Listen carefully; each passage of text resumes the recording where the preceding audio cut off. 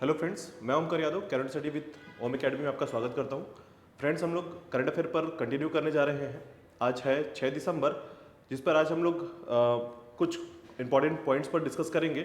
और साथ ही साथ मैं आपको बता दूं कि ये जो आपके कंपटीशन एग्जाम की तैयारी आप कर रहे हैं, उसके साथ साथ अगर व्यापम और पीएससी की तैयारी आप कर रहे हैं तो ये जो आपके पॉइंट्स हैं कुछ इंपॉर्टेंट हो सकते हैं। चलिए तो कंटिन्यू करते हैं हम लोग। देखिएगा,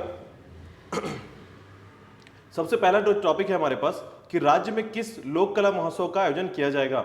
ठीक है, तो आने वाले समय में राज्य में लोक कला महोत्सव की शुरुआत की जा सकती है। ये आपका समय आपको बता दूं मैं इसके बारे में। तो लोक कला महोत्सव जो है, ठीक है, आने वाले समय में 18 दिसंबर को ये हो सकता है लोक कला महोत्सव, जो कि राज्य स्तरीय पर होगा। ठीक है, इस लोक कला महोत्सव का नाम है,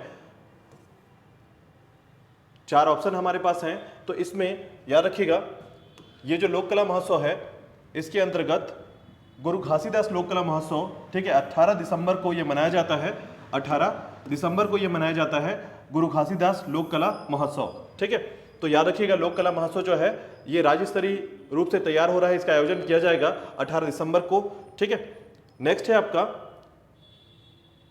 इनकी कुछ बातें यहां पर याद रखिएगा कि इस महोत्सव में मुख्यतः पंथी नृत्य प्रतियोगिता का आयोजन किया जाएगा। ठीक है, चलिए नेक्स्ट बिंदु पर बात करते हैं। राज्य में किस स्थान पर इंक्यूबेशन सेंटर एवं रूरल इंडस्ट्रियल पार्क की स्थापना की जाएगी। तो ये समझिएगा इंक्यूबेशन सेंटर क्या होता है।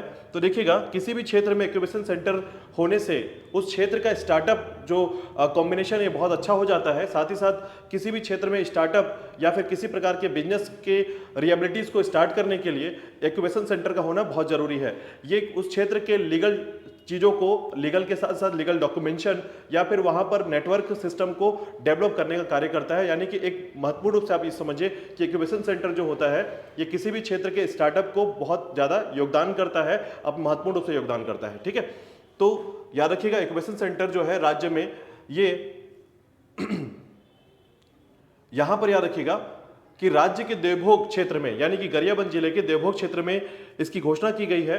ठीक है, माननीय मुख्यमंत्री भूपेश बघेल के द्वारा। तो चलिए नेक्स्ट बिंदु पर बात करते हैं। राज्य का पहला फुट ओवर ब्रिज का निर्माण किस स्थान पर होने जा रहा है। तो देखिएगा, राज्य का पहला फुट ओवर ब्रिज जो है ये रायपुर रेलवे स्टेशन में बनने जा रहा है। और इसकी जो 2-3 बातें आप यहां पर याद रखेंगे कि यह निर्माण जो है 2023 तक पूर्ण होगा, जो कि प्लेटफॉर्म 1 से लेकर प्लेटफॉर्म 6 को कनेक्ट करेगा और साथ ही साथ ये गुढ़ियारी तक कनेक्टिविटी में रहेगा। ठीक है, तो ये राज्य का पहला फुट ओवर ब्रिज बनने जा रहा है।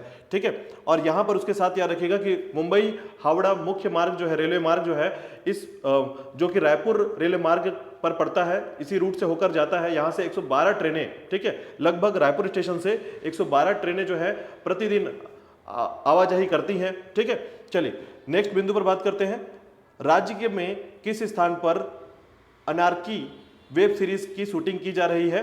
देखिए, अनारकी वेब सीरीज की शूटिंग की जा रही है राज्य में आपके छुई खदान और खैरागढ़ दोनों स्थानों पर। ठीक है, तो खैरागढ़ और छुई खदान दोनों स्थानों पर इसकी शूटिंग की जा रही है।